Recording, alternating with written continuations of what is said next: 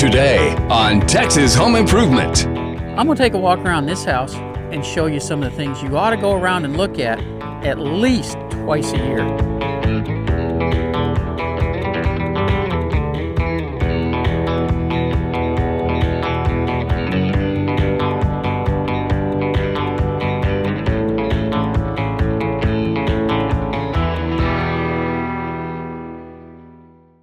All right, we all own homes, or we wouldn't be watching this show, but do we take the time to look at our homes periodically? It amazes me how many people will live in a home for years and never actually walk around and take a look at. So I'm going to take a walk around this house and show you some of the things you ought to go around and look at least twice a year.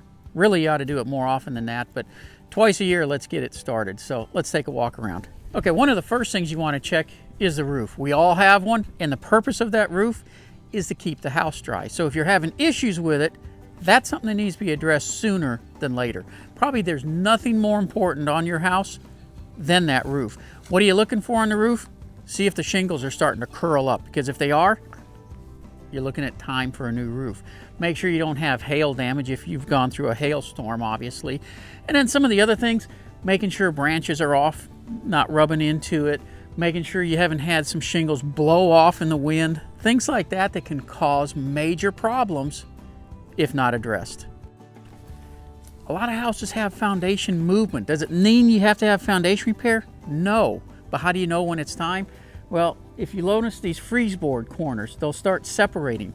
That's nothing more than the board that hangs over the brick. Well, if it starts opening up, it's an indication the foundation is moving, because as the foundation moves down, the wall tends to tip out and it opens up those corners. When the soils get wet and they hydrate and lift back up, a lot of times the brick goes back into place. So if that's the case, then it's time to start watering the foundation properly. And we'll get into that in another segment someday, but right now, just know that you need to be watching for those signs. Also be watching along window edges. If the brick starts separating from the window frame, another indication you got movement. All right, one of the other things you need to be looking at, any place where you got something protruding through the brick or through your wood siding. You notice this is a little wobbly. You got air gaps going through here. We're always worried about our energy bills, yet we leave gaps like this for air to come through. The average house, when you take all these little gaps and add them up, it's like having a 2-foot square hole in the side of your building. Don't you think it would help to plug that up? All right, guys, I'm out in the chilly Texas weather right now with Frank Shelton to talk about something very important, and that is the land that you buy when you're going to build a house. This is something a lot of people don't necessarily think about when they start the process, just how important it is to have the right piece of land. Now, you've built hundreds of houses all over North Texas, so you know the importance of having the right piece of land. So what are some of the biggest things to take into account? You know, Tim, we want to look at that land as early as we possibly can, even honestly if we can get to it before they even buy the land, because knowing what the tree development costs are going to be, it's not as simple as just go, oh, this is a beautiful piece of land. We really want to look at, how much clearing needs to be done, whether or not we need to bring in dirt or take out dirt. We're at a property right now where just looking at it from the surface level, it looked like a really nice piece of property, but there were things that had to be, thought through. There was a drainage easement across the back of the property, so proper placement of the house. Having a master plan for the property as well. A lot of times people want to build shops or swimming pools or have horse corrals, and kind of planning through all of that. And so making sure before you purchase that land that it will meet all those requirements and not break the bank in doing that. So that's why we really like to be out there as early as possible to kind of help you with that, and also maybe give you some information so that maybe help you get a better deal on the land as well. And this also, I don't think people think about the cost associated with even just building the driveway. How far away the house is from the road can have a significant effect on the cost, can it? Yeah, absolutely. And whether or not that road's going to need a culvert, or whether or not, where's the power coming from, so all those things add up, as far as cost. And so knowing those as early as we can, because we're going to want to put all of that in your budget when we start, planning out how much it's going to cost to really build. And so we want to make sure everything's in there. It's really important to make sure that the land is what it needs to be. Save people a lot of money and hassle to make sure you do this work up front. Like if you're looking to build a house, you got to make sure it's on the right piece of land, and you have to understand what's going on with that piece of land before you start breaking ground. And it can save you tons of money to have a good plan together. So if you want more information about You Build It, Frank Shelton, if you've got some questions about some land that you're looking at that you want to build a house on, go to our website, thipro.com/youbuildit. Give him a call, send him a message, and he and his team will get in touch with you. Real people steal people. They want real power, real options, and real value. Grab a lightweight battery-powered chainsaw or an easy-starting battery-powered blower. This season, get a real solution. Get a Stihl. Search STIHL or visit StihlDealers.com. Folks hire guys like us. 'Cause staining and sealing like a pro can be a real headache. And they're right, unless they know our secret. We have a secret? Oh yeah. Ready Seal Stain and Sealer for wood is the professional's product of choice. The one-of-a-kind formula means no laps, streaks, or back brushing required. Hey, am I doing this right? Doesn't matter, son. Stuff's goof-proof. Ready Seal. Look for the goof-proof label and get it right on your first try. Got any other secrets? Oh, we're just getting started.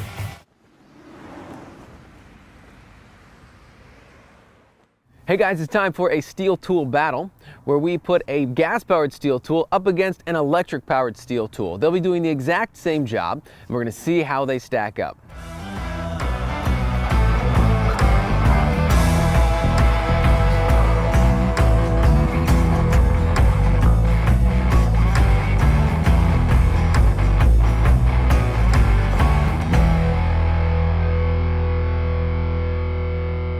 All right, here's the battle. I just cut down 4 small trees in my parents' yard that they wanted taken care of. Now what I'm going to do is I'm going to use both of these chainsaws to cut up the trees. They're going to be cutting through the exact same branches. You're going to be able to see a side-by-side comparison. I've got a feeling the gas-powered chainsaw isn't going to have any trouble at all. The real question is, how is the electric chainsaw going to do? Let's find out.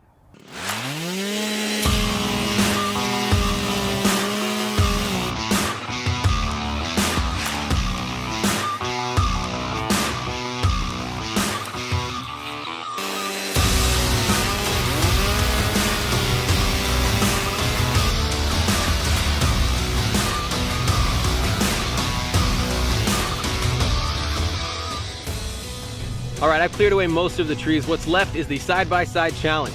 I'm gonna take both chainsaws, I'm gonna work my way from the narrowest part of this tree all the way up to the thickest part. You're gonna get to see them cut side by side. This is the last part of the battle, and then I will let you know how they both did.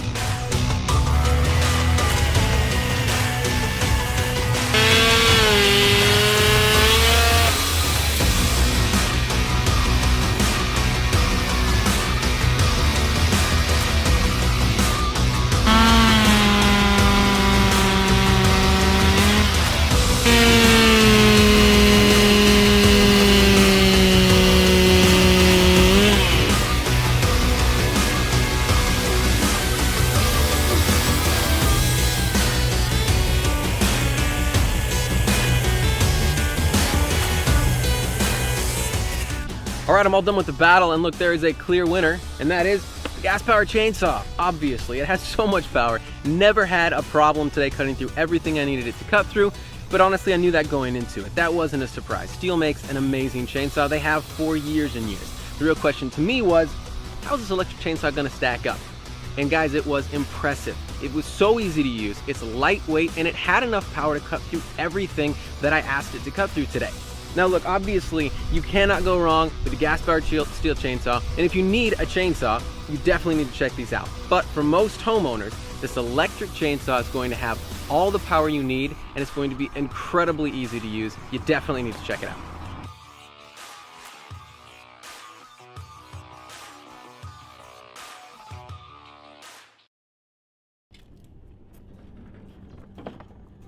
Okay, gutters.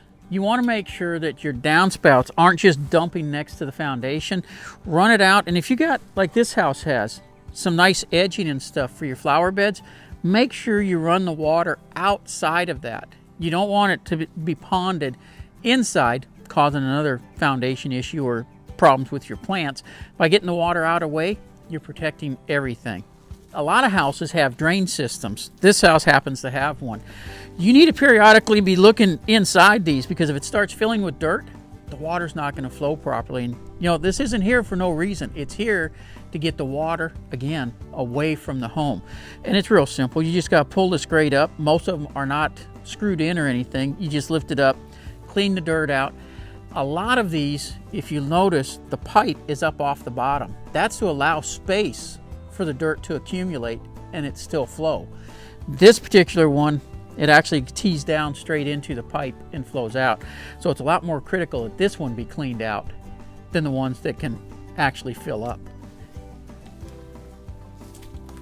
One of the other things that we need to be concerned with is if we got joints in the concrete, or in this case around a pool deck, and you look down here, you can see that all the sealant has pretty much dried out and it's really time to replace it. Now down below there is actually a styrofoam filler, if that's what you want to call it. So you're not filling this gap all the way down. You're basically just filling the surface, and they make a liquid material. It's semi-liquid that comes in a caulking tube. It can come in 5-gallon buckets that you can use to fill this in. But what that does is it protects so you're not getting water going down under the concrete and washing sand away, which causes your flat work to start moving. Okay, that's some of the things to look at on the outside. Coming up, let's take a look at some of the things on the inside of the home. It seems these days that every product is easy to use. And for a lot of them, that's not actually the case. But for Ready Seal Stain and Sealer, it actually is. But don't take my word for it. I'm going to show you. First, I need a fence.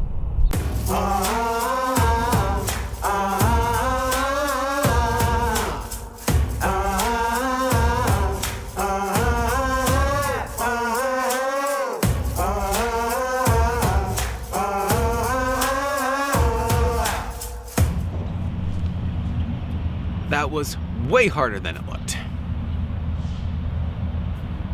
Okay, now that we have a fence, it's time for the Ready Seal. All right, the first thing that you're gonna wanna do is take your can of Ready Seal, shake it up a little bit. You don't have to go crazy, turn it over, shake it up a little bit. You just wanna make sure that none of the pigment is settled on the bottom. After you're done with that, it's time to meet the tools. So, got a little paint roller and a little paintbrush. I wanna show you how easy it is to apply Ready Seal with both of these.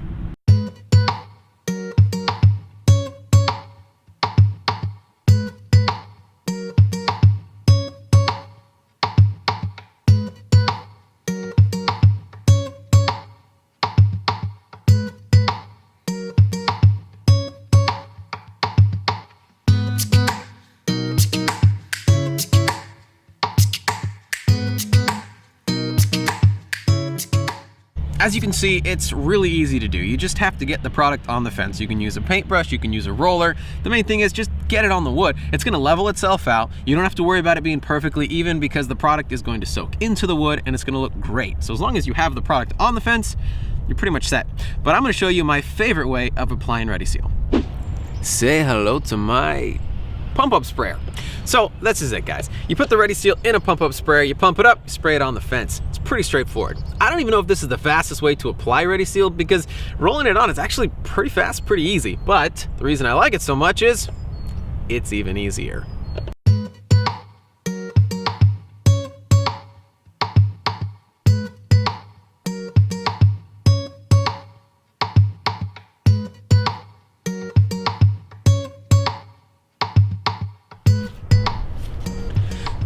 Okay, so this is really important because I just sprayed this thing. I was not very precise, as you can see, but you can also see that the Ready Seal is literally self-leveling. It is soaking in, it is filling in those gaps.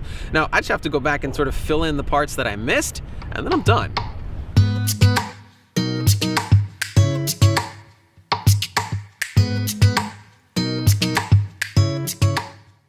As you can see, it's incredibly easy to apply Ready Seal, and there's lots of different ways to do it. The big thing is just get it on the wood. And once it's on there, you don't have to worry about it.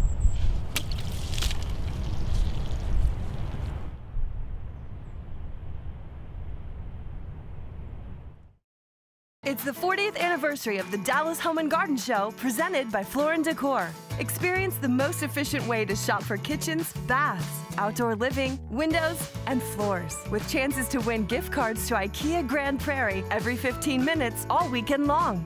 Don't miss the charity plant sale, seminars, and the free Kids Zone. The 40th annual Dallas Home and Garden Show, presented by Floor & Decor, March 1st through 3rd at Dallas Market Hall. Tickets at TexasHomeandGarden.com. For tile, wood, and stone, come to the nationwide low price leader, Floor & Decor. The prices are the lowest you will find. Not only did we find lots of options, we were like, oh my gosh, it's so affordable. It's affordable no matter what your budget. I saved a lot of money at Floor & Decor. We came in under budget. Way under budget. Way under budget, yeah. It's really the best pricing. You're getting an incredible product for an amazing price. Why wouldn't you want to save money and make your house look great? I love to save money. Who doesn't like to save money? Floor & Decor. You have to see it to believe it. We didn't think we could build the home we wanted until we found You Build It. For years, I kept clippings and took notes of the home that we wanted to build. When we met Frank and learned about the You Build It system, we knew that we could turn those ideas into a reality. By following the You Build It system, we were able to save about 15% and still get the home that we really wanted. We've helped hundreds of people build their dream home, and we'd love to help you.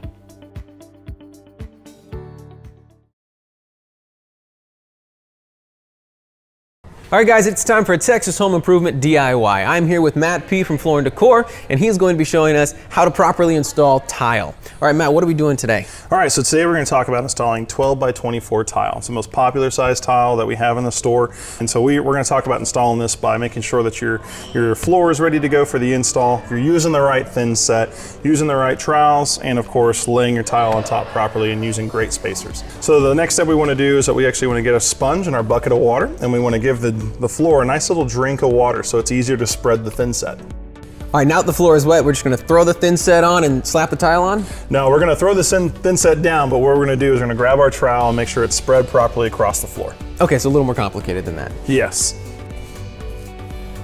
All right, so this is the part where we get to make the cool lines in the thin set, right? Absolutely. So we're gonna grab our trowel and we're gonna use it at a 90-degree angle, and we're gonna pull directly towards yourself.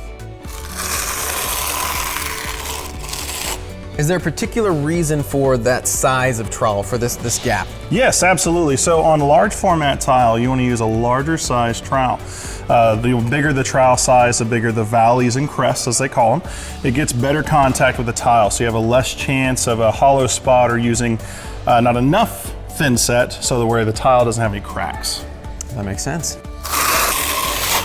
Okay, now that this is ready, this is the point where, for me, it's the scariest part of installing tile, because now you put the tile down, make sure the lines are perfect with these little bitty spacers. I remember when I was tiling my bathroom, this was the most difficult part of it for me. So is that still how you do it? Traditionally, that's how you would use it with regular tiles, but we're gonna also open this up with a leveling spacer.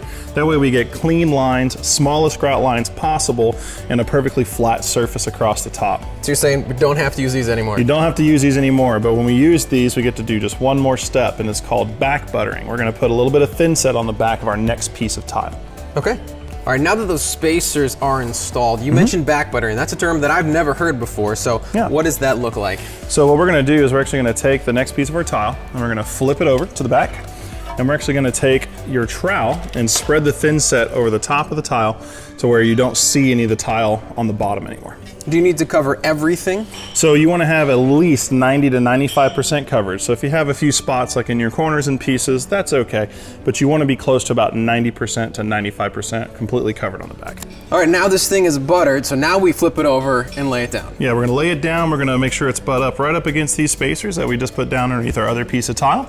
And just make sure we give it a little wiggle to help the air escape from underneath between the trowel lines. Okay. All right, Matt, I immediately see a problem.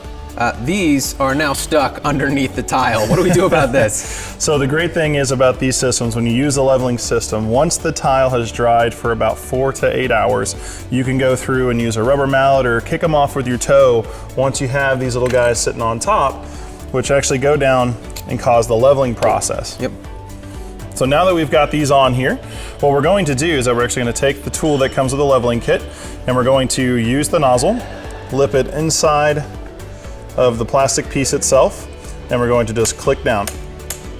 All right, so now we're basically ready to rinse and repeat this process throughout whatever area that you're tiling, correct? Absolutely. Complete rinse and repeat all the way across your floor, even at your edges. You'll use your spacers at the edges, and just make sure you keep your tile surface clean by using your water. Just rinse it off anytime you get thinset on top, just to keep it a clean installation. And it's a very fast process once you understand and go through the routine. Well, there you go. If you're looking to do some tiling, come into Floor & Decor. You're going to find the products you need, but also come to the classes on Saturdays. They're going to walk you through the process in detail, make sure you are prepared to tackle your tiling job. All right, so we're inside the house now. Some of the things you're going to want to look at inside the house, we'll start with doors. You start seeing gaps like this, you could have a problem going on. That's an indication that you have some movement. Foundation movement, framing movement, something's moving. A lot of times it's just in the door itself. In fact, if you look at this door, notice how wide the gap is here, and when you get to the bottom, it's tightened up some. So if you would tighten these hinges in, it would take care of this gap. Like I said, not everything has to be fixed immediately, and not everything indicates there's a problem, but by looking at your home, you're going to know these items. So let's go take a look at some things in the kitchen. All right, in the kitchen, one of the things you want to be looking at is underneath the sink. Turn the water on and be feeling every single one of the fittings. Make sure they're tight and see if you feel any moisture. If you do, you got a leak coming. Time to get that fixed. And usually, these things just have a rubber ring in there that you tighten it down, your leak is taken care of. If you have a garbage disposal, you're going to have one that goes into it. That has a rubber ring on it. Same thing. If you got a little leak right there, it's just a matter of tightening it down. But if you leave it go, it'll start rotting the board in the base of your cabinet. So check these things out periodically. Now, when it comes to air conditioning, we don't typically think there's a lot to look at. You know to look at your filter and have it changed on a regular basis. For every inch of filter you have, it buys you a month. So if you got a 3-inch media filter in the attic, you got 3 months between filter changes. If you have a 1-inch filter in the ceiling or wall somewhere, that's 1 month. This house happens to be a return air going to the AC system in every room. Ideal situation to keep your system balanced well. And then a return air for air coming in. So what are you looking for at this? Well, if you start seeing black around this vent, it's time to get things checked out. It can be something as simple as the heating system is blowing air if you've got a gas heating system, or it can be that you've got a leak in the ductwork. It could be that you're getting mold in your AC system that needs to be addressed. There's any number of things that can be causing the issue. That's not one you can fix yourself. That's where you need to get your AC guy in. But you know what? If you're not paying attention, you don't know to call them.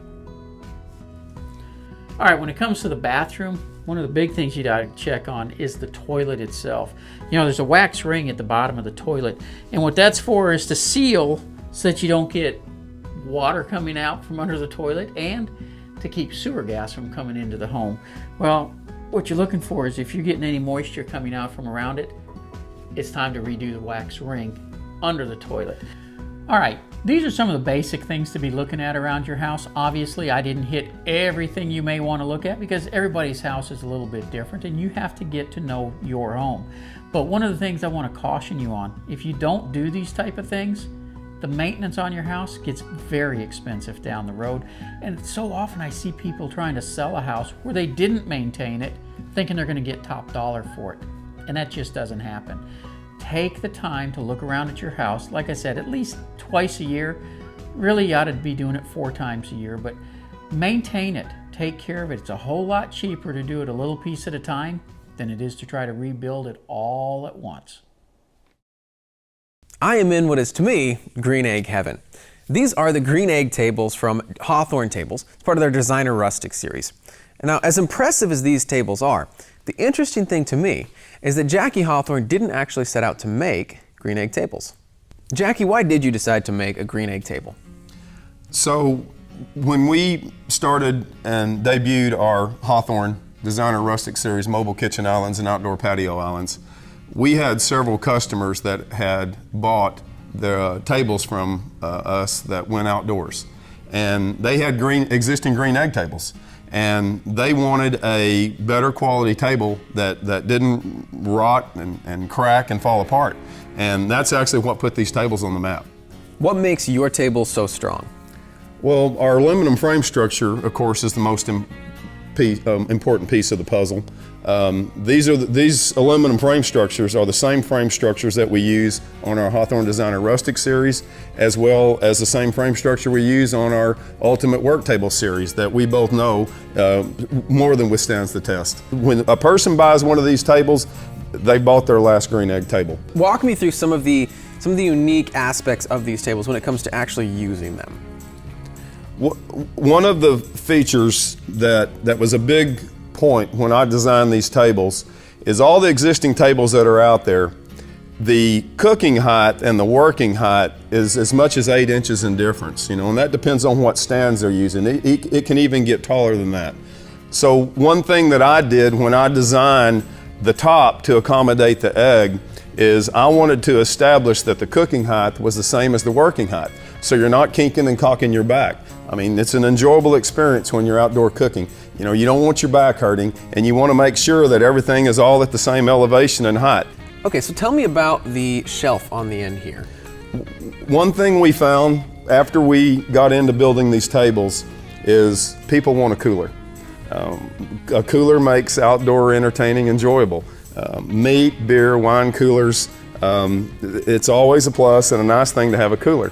So what we did is we designed a removable shelf unit.